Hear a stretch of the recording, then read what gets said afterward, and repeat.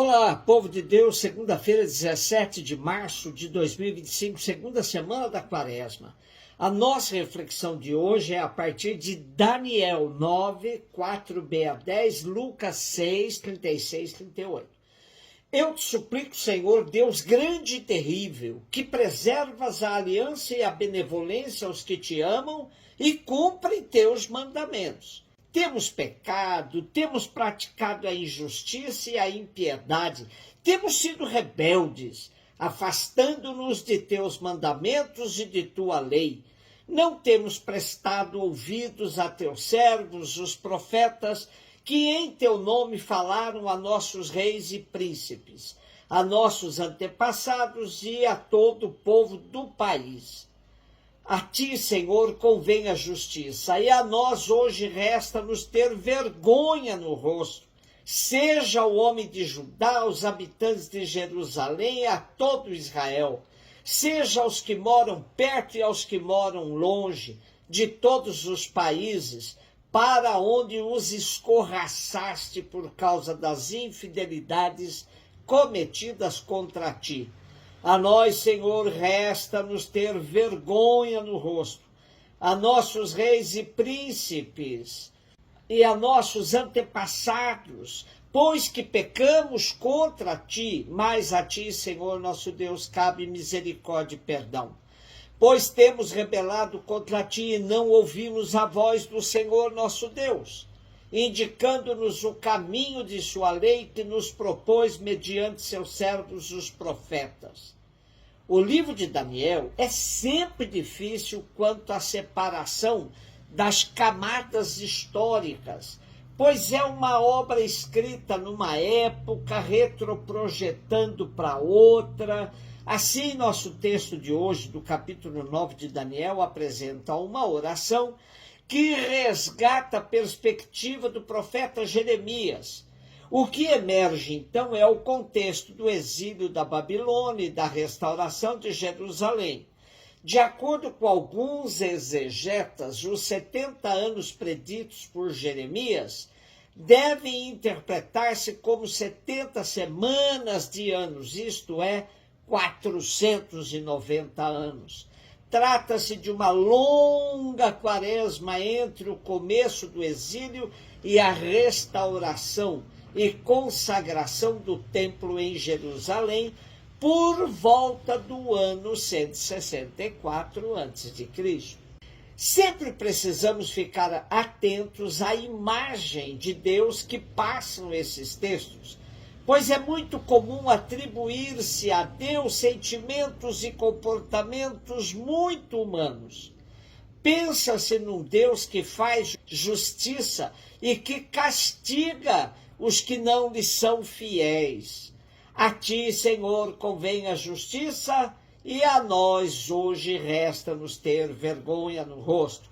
Desta forma, Daniel limita-se a reconhecer que o castigo é merecido. Mas a confissão e o arrependimento do profeta não o levam a desesperar, mas a esperar confiantemente o perdão divino. Com efeito, o Deus de Israel é fiel e benevolente, lento para a ira, rico em misericórdia. Na verdade, o povo de Israel conheceu ao longo de sua história um processo constante de pecar, arrepender-se, ser perdoado e voltar ao convívio com Deus. O problema é a recorrência na experiência da infidelidade.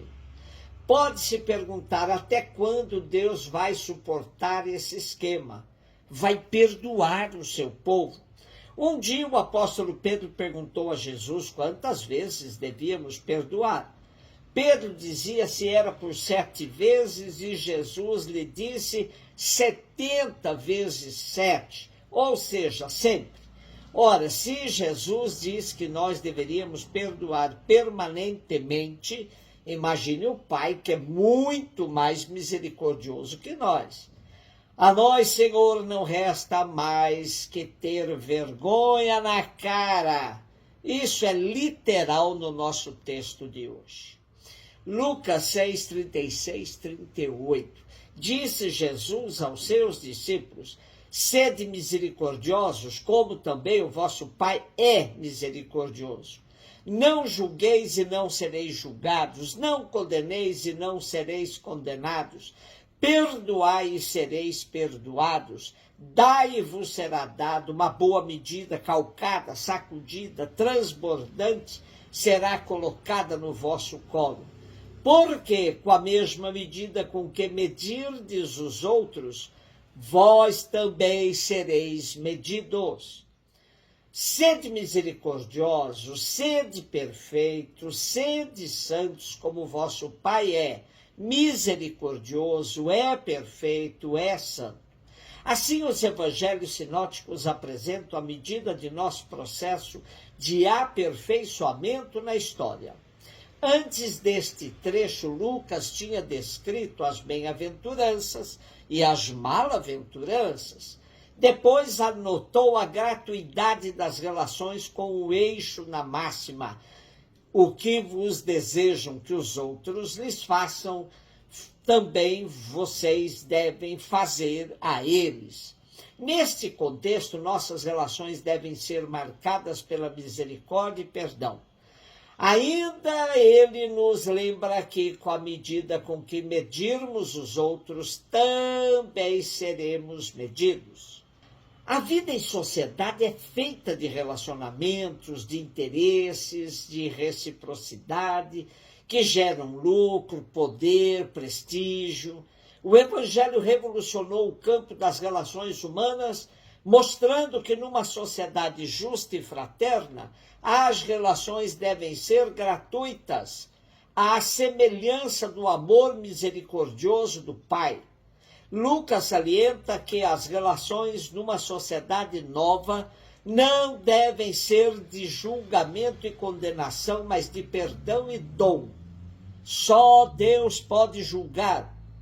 Os poucos versículos de hoje nos impelem a refletir seriamente sobre o leque de nossas relações, tendo a misericórdia de Deus como medida.